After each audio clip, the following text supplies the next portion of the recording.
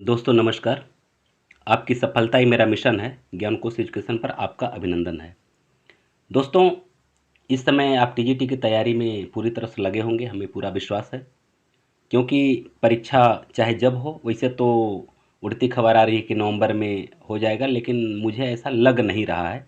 क्योंकि अभी आयोग में सदस्यों का गठन अभी हुआ नहीं है, अध्यक्ष का भी चयन नहीं हुआ, तो जाहिर सी बात है कभी इतना जल्दी फिलहाल कोई दिखाई नहीं दे रहा है।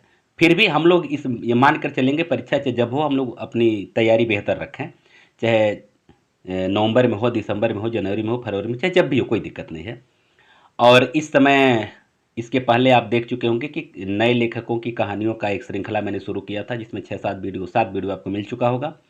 अगर आप नहीं देखे होंगे तो इस वीडियो को देख लेंगे। और आपके अपने इस चैनल से लगभग 300 से प्लस ही वीडियो आपको यहाँ मिलेगा। और अच्छे वीडियो हैं, कुछ वीडियो तो इतने अच्छे हैं कि जहाँ की मतलब व्यूज भी काफ़ी अच्छा आया है, आप लोग पसंद भी कर रहे हैं।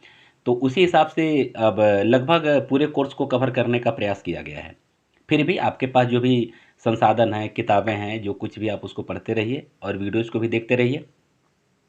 इस समय हम उपन्यासों का एक श्रृंखला शुरू करने चल रहे हैं, जिसमें उपन्यासों के वर्ष और उसका विषय वस्तु, क्योंकि अब बदलते हुए पैटर्न को ध्यान में रख कर के वीडियो देना पड़ रहा है।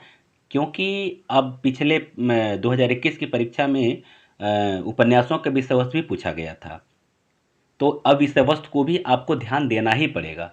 क्योंकि इसके पहले इस पर ज़्यादा फोकस नहीं किया जाता था, लेकिन अब इस तरह के क्वेश्चन आ रहे हैं जब से, मतलब इसमें से डायरेक्ट सीधी भर्ती हो गई, यानी कि वाइवा या इंटरव्यू हटा दिया गया है, तब से ये सब, यानी 2021 से। तो उसी हिसाब से आपको तैयारी करना पड़ेगा। तो आइए हम लोग देखते हैं आज पंकज बिष्ट के मुख्य उपन्यास, उसका प्रकाशन वर्ष और विषय वस्तु। इनका एक उपन्यास है लेकिन दरवाज़ा। लेकिन दरवाज़ा कब का है? 1982 का है। जो विषय वस्तु है वह क्या है? दिल्ली के समकालीन लेखक समाज का दस्तावेज है। यानी लेकिन दरवाज़ा में दिल्ली के समकालीन लेखकों का ये एक दस्तावेज इसमें प्रस्तुत किया गया है। 1982 की रचना है ये।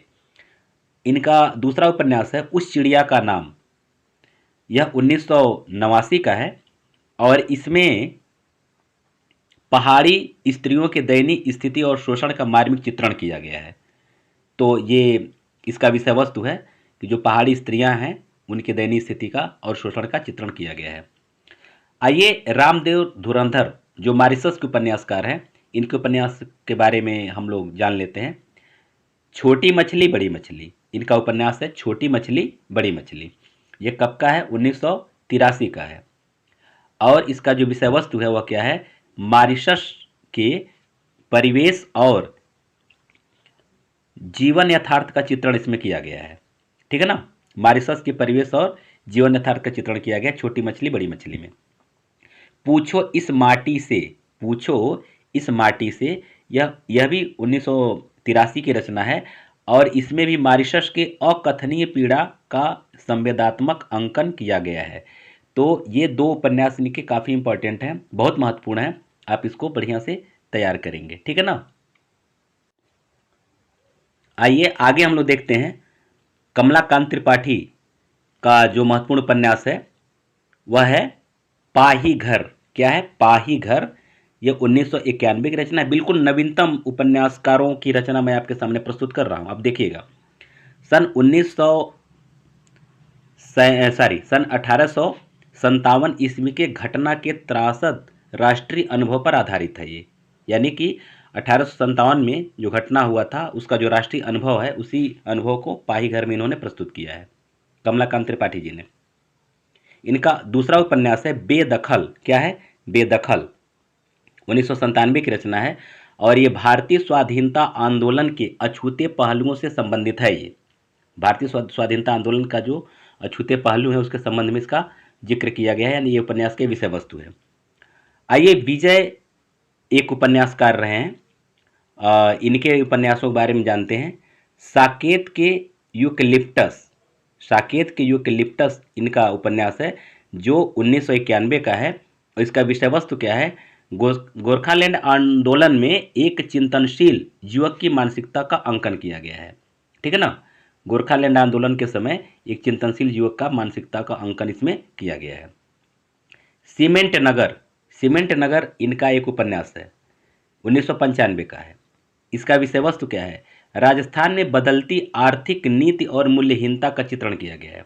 राजस्थान में जो आर्थिक नीति बदल रही है और उसकी जो मूल्यहीनता उसके विषय में वर्णन किया गया है।